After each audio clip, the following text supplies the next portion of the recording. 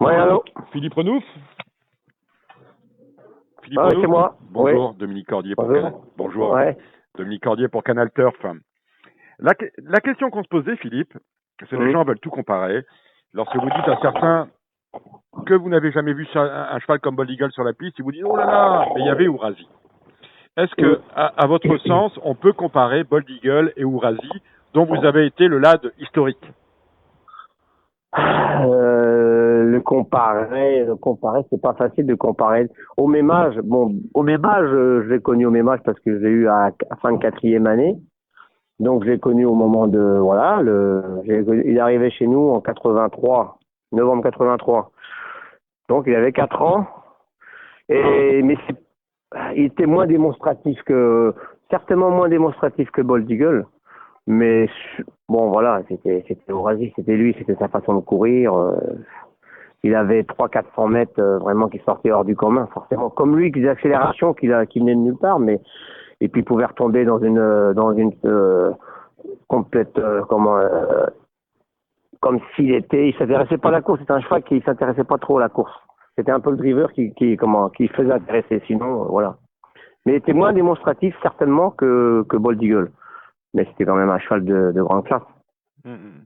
Lorsque vous avez commencé à regarder Bold Eagle sur la piste, Ouais. entendre les commentaires des uns et des autres, qu'est-ce que vous avez pensé de Bold Eagle? Vous avez dit, ah, c'est le successeur qu'on attend, parce qu'on a vu passer des grands chevaux à Vincennes depuis 1990. Oui, bien, on en a eu, on Mais en a il y vu. en a eu. Bon, Bon, maintenant, ouais, il y après, en a eu. voilà. Et lorsque vous avez vu Bold Eagle, est-ce que vous le rangez au même niveau que des Général du Pommeau, des Varennes, des Ténors de Bonnet, par exemple? Ou est-ce que vous êtes dit, là, il y a quelque chose? Bah, c'est-à-dire qu'il a, avoir comme ça à 5 ans, il y a quelque chose, c'est sûr. Après, maintenant, il faut voir dans le temps. Vous savez, il me faisait penser, c'est vrai que Bertrand, il parlait de Bertrand de Folleville, il parlait de comparaison avec Adol. Et c'est vrai qu'Adol, à cette époque-là, c'était quelque chose. Il avait un pouvoir d'accélération, comme lui d'ailleurs, entre parenthèses. Comme lui. Il a été vaincu 21 fois, je crois, ou 22 fois, je ne me rappelle plus. C'est ça, dans ces eaux-là?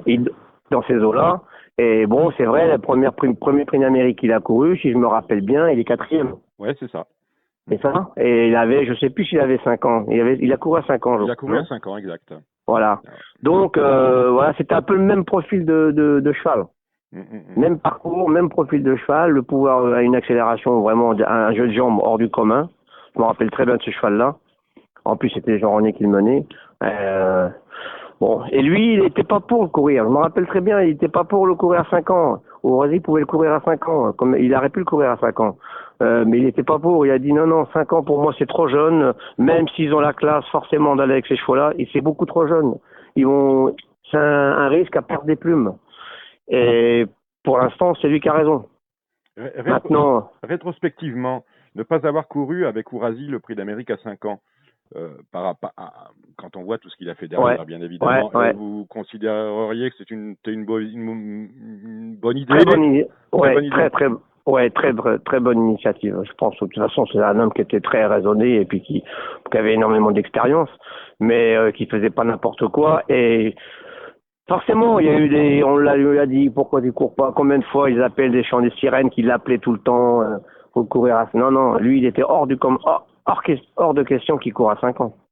Alors la Et question, même même aller à l'étranger, il pouvait aller à l'étranger à 5 ans. Pareil, il a dit, moi, j'irai pas à l'étranger avant 6 ans. Et voilà.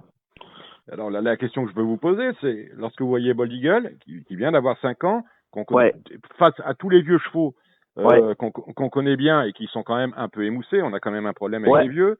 Est-ce que ouais, c'est une ouais. bonne idée de courir à 5 ans, selon vous? Ah, je pense que oui. Je pense que oui. Je pense que c'est peut-être la bonne occasion, comme vous dites, les chevaux sont un petit peu sur les vieux, quoi qu'il faut faire attention parce que c'est des durs à cuire. Mais c'est certainement le bon moment pour courir, surtout qu'il est en état de forme. Ils peuvent pas avoir mieux, je pense, Bold Eagle. Donc voilà, il est prêt pour affronter les vieux et les regarder dans les yeux, ça c'est sûr. Ça Très c'est bien. sûr. Merci Philippe Renouf. On rappelle que vous travaillez maintenant pour l'écurie Luc, que Oui, vous êtes à Cannes-sur-Mer parce que vous avez un ouais, partant dans le quintet de ce mercredi cet après-midi. après-midi. Ouais. Et dans l'écurie Luc, on retrouve justement, je crois que c'est le seul élevage où on a fait confiance à Ourasi en tant qu'étalon qui avait du mal à produire, c'est ça? Oui, exactement, parce qu'on avait Néo est un descendant, c'est le petit-fils, c'est un petit-fils de Néogiel, oui. Néogiel et petit-fils de Roisy. D'ailleurs, il ressemble en tout point de vue, excepté la carrière de course forcément, mais au niveau morphologie et tempérament, c'est exactement son grand-père. Alors oui. Eh bien, écoutez, Philippe, je vous remercie de vos précieuses indications et je vous souhaite un bon quintet ce mercredi après-midi Merci, et puis bonne merci. chance pour la suite et bon prix d'Amérique. Merci à vous. Au revoir, Philippe, merci.